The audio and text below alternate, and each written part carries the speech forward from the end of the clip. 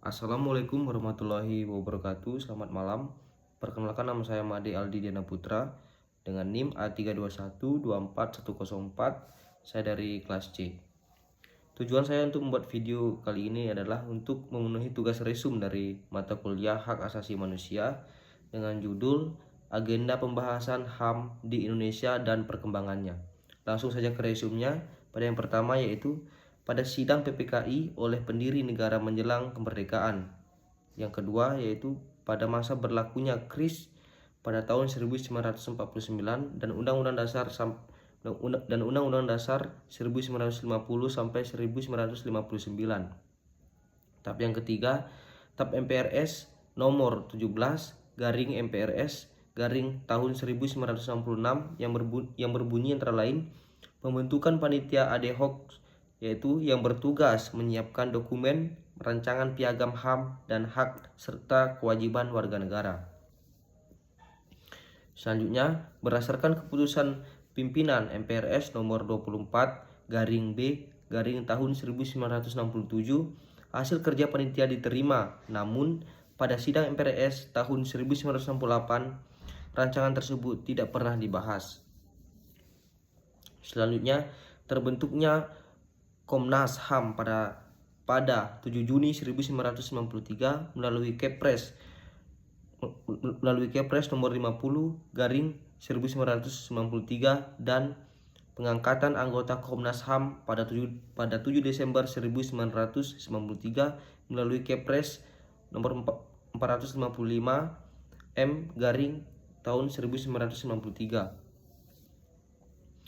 Selanjutnya, pada Undang-Undang Dasar 1945 pada pasal 28I ayat 1, pasal 4 Undang-Undang nomor 39 garing tahun 1999, yang dimana hak untuk hidup, hak untuk tidak disiksa, hak kemerdekaan pikiran dan hati nurani, hak beragama, hak untuk tidak diperbudak, hak untuk diakui sebagai pribadi di hadapan hukum, dan hak untuk tidak dituntut atas dasar hukum yang berlaku surut adalah HAM yang tidak dapat dikurangi dalam keadaan apapun.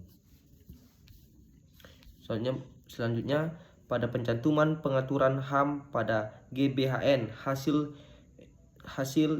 SUMPR 98 lebih khusus pada pembangunan bidang hukum.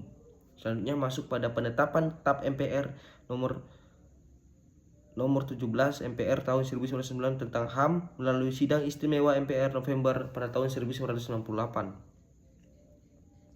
Selanjutnya, pada diundangkannya Undang-Undang nomor 39 tahun 1999 tentang Hak Asasi Manusia. Selanjutnya, dikeluarkannya Perpu nomor 1 tahun 1999 tentang Pengadilan HAM. Selanjutnya, diundangkannya Undang-Undang nomor 26 tahun 2000 tentang Pengadilan HAM. Selanjutnya, amandemen Undang-Undang 45 kedua bab 10A pasal 28 tahun 2000. Selanjutnya, Kepres nomor 40 tahun 2004 tentang Ranham. Selanjutnya, ratifikasi Konvan Hak Sipil Politik dan Hak Ekonomi Sosial Budaya menjadi Undang-Undang 11 dan 12 tahun 2025. Selanjutnya, pada Universal Declaration of Human Rights pada tahun 1948 antara lain hak untuk hidup, hak untuk kebebasan dan keamanan pribadi, hak untuk bebas dari penyiksaan, hak untuk partisipasi politik, hak untuk harta benda, hak untuk perkawinan dan membentuk keluarga, hak untuk bebas mengemukakan pendapat dan pikiran, hak untuk memeluk agama, hak kebebasan untuk berkumpul dan berapat, hak untuk pekerjaan, hak untuk kehidupan yang layak, hak untuk atas pendidikan, hak untuk menikmati kebudayaan.